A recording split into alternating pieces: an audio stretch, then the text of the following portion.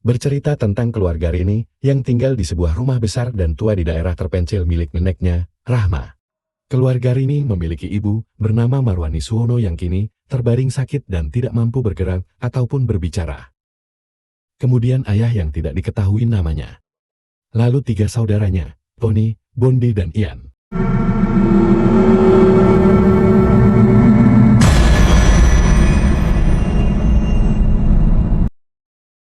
Cerita diawali dengan keluarga Rini yang mulai kehabisan uang untuk pengobatan sang ibu Mawarni yang sedang sakit keras.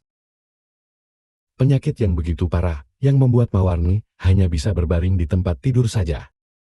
Bahkan Mawarni harus menggunakan lancang untuk meminta bantuan.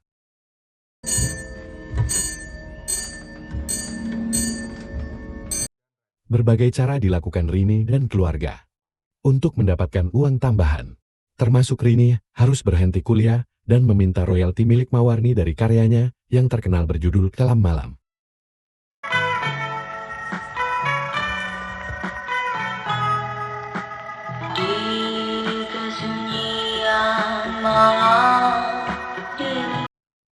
Di suatu malam Rini mendengar lonceng dari kamar ibunya. Rini yang menemukan ibunya tiba-tiba terbangun dari tempat tidurnya. Namun keanehan terjadi ketika Rini hendak mendekati ibunya.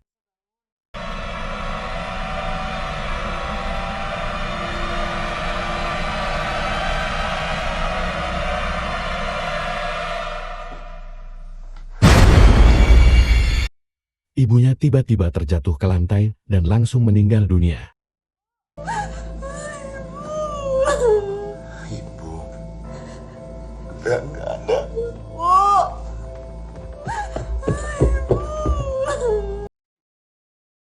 Di tempat pemakaman, keluarga Mawarni bertemu dengan seorang ustadz dan anaknya yang bernama Hendra.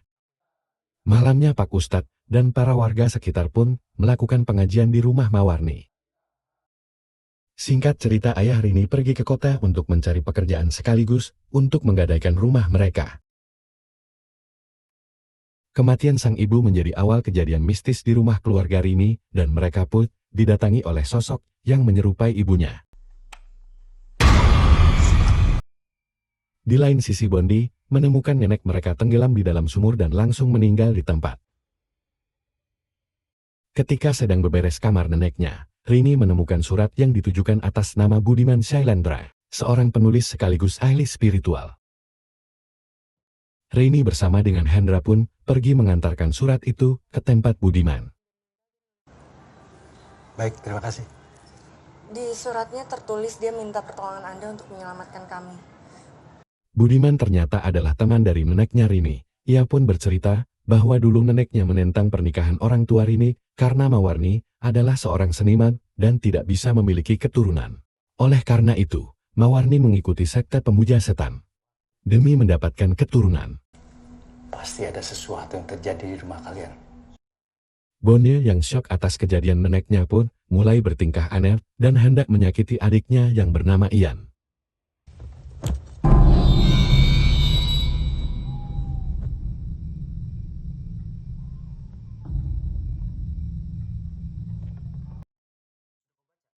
Di sisi lain, Tony yang membaca majalah pemberian Budiman tentang artikel pengabdi setan. Tony menemukan hubungan antara ibu mereka dengan sekte pengabdi setan. Perempuan nggak punya anak setelah menikah 10 tahun. Akhirnya punya anak. Dan Tony menemukan fakta bahwa adiknya yang bernama Ian akan diambil setelah berumur 7 tahun. Tapi, anak terakhir yang dihasilkan dari ikut sekte itu harus diserahkan ke sekte kalau sudah berumur 7 tahun. Namun Rini sendiri tidak mempercayai hal tersebut dan menganggap majalah tersebut hanya berisi mitos-mitos aneh. Kebanyakan baca beginian bisa jadi sinting. Rini pun akhirnya mengalami kejadian aneh yang terjadi di rumahnya. Dan Rini memanggil Pak Ustadz untuk mengunjungi rumah mereka. Mereka pun dinasihati untuk banyak berdoa dan melakukan ibadah. Malamnya, ketika sedang melakukan ibadah sholat, Rini diteror oleh sosok hantu ibunya.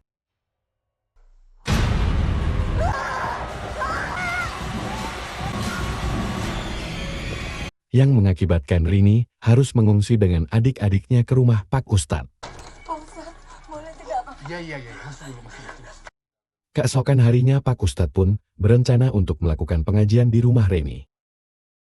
Ketika Rini dan Tony sedang berdiskusi terkait masalah gue yang sedang terjadi di rumahnya, Hendra tiba-tiba dihubungi oleh Budiman, yang mana Hendra disuruh untuk datang ke kediaman Budiman. Aku aja yang kesana. Sesampainya Hendra ke kediaman Budiman, Budiman memberikan sebuah artikel yang baru ditulis sebagai koreksi artikel sebelumnya untuk diberikan ke Rini. Yang terakhir, kalau menunggu diterbitkan majalah akan terlambat. Terlambat apa? Berikan kepada Rini. Hendra pun bergegas untuk kembali ke tempat Rini. Namun dalam perjalanan pulang, Hendra tak sengaja melihat sosok penampakan yang menyebabkan Hendra oleng terjatuh dan terlindas truk. Jenazah Hendra pun dibawa pulang oleh warga sekitar. Rini pun tidak sengaja menemukan artikel yang terjatuh dari kantong Hendra. Malam pun tiba, ketika Rini hendak melihat keluar jendela. Ia melihat sosok penampakan Hendra di luar, dan tiba-tiba saja, Rini nyaris ditarik keluar.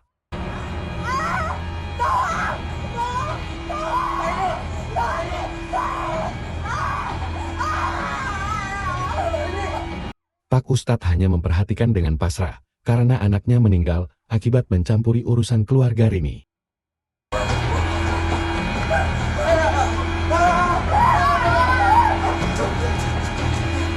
Akhirnya ayah mereka kembali dan membawa mereka pulang.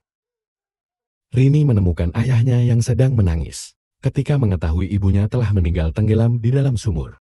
Saat Rini hendak berbicara dengan ayahnya mengenai kematian sang ibu, tiba-tiba terdengar suara teriakan Tony dari bagian belakang. Ternyata Ian sedang ditarik oleh arwah nenek mereka ke dalam sumur. Sang ayah pun langsung lompat ke dalam sumur untuk menyelamatkan Ian.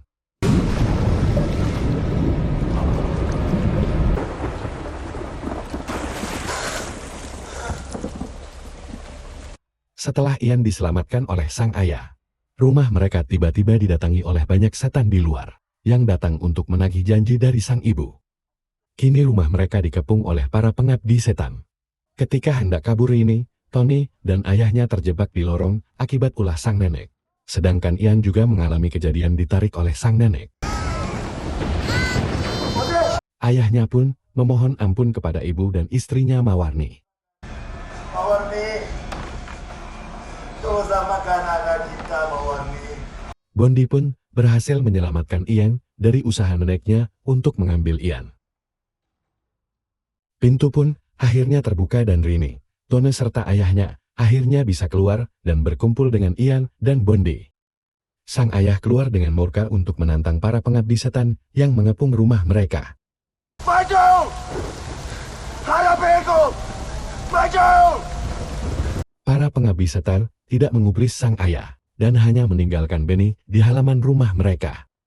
Para pengabdi setan pun pergi dan rumah akhirnya kembali tenang. Semua sudah pergi. Malam yang panjang akhirnya pun berlalu. Rini dan keluarga yang sudah siap untuk pindah dan sedang menunggu jemputan dari sewa mobil. Namun jemputan mereka tak kunjung datang.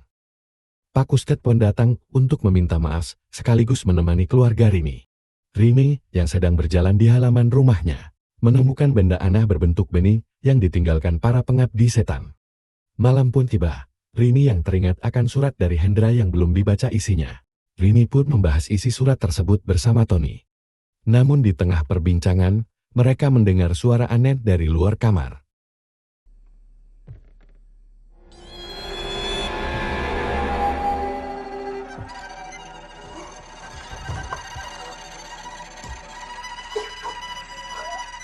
Keanehan pun mulai bermunculan. Bondi yang menemukan Ian yang berbicara sendiri. Lagi bicara sama teman-teman.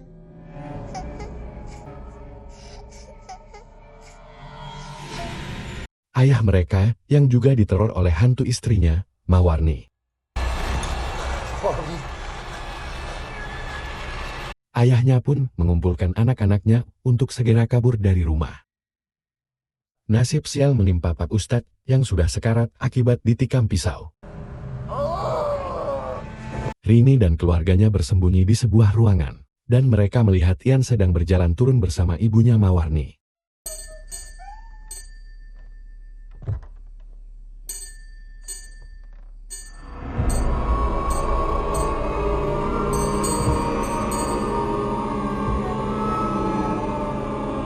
Ketika hendak kabur, ternyata mereka menemukan Iyang yang sudah berjalan ke kerumunan hantu bersama ibunya Mawarni.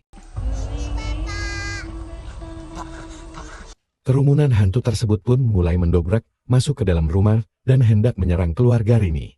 Beruntungnya mereka dilindungi oleh arwah neneknya. Neneknya yang selama ini sudah mengetahui bahwa Ian adalah titisan iblis dan berusaha melindungi keluarga Rini dengan cara membunuh Ian. Beruntungnya Budiman pun datang di waktu yang tepat untuk menjemput keluarga Rini.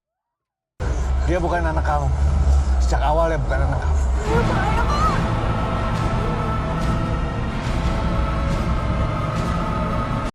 Setahun kemudian, keluarga Rini yang kini tinggal di sebuah rusun. Rini dihampiri tetangganya yang memberikan bekal untuk makan siang. Terima kasih, Bu. Kebetulan kami hari ini cuma masak telur. Usut punya usut, ternyata tetangga tersebut adalah Darmina, yaitu pemimpin sekaligus penyembah iblis yang menyebarkan benih-benih tersebut. Benih yang digunakan untuk menciptakan penyembah iblis yang baru. Dan begitulah akhir cerita dari film Pengabdi Setan. Jangan lupa untuk like, komen, dan subscribe untuk konten menarik lainnya. Sampai jumpa di video berikutnya.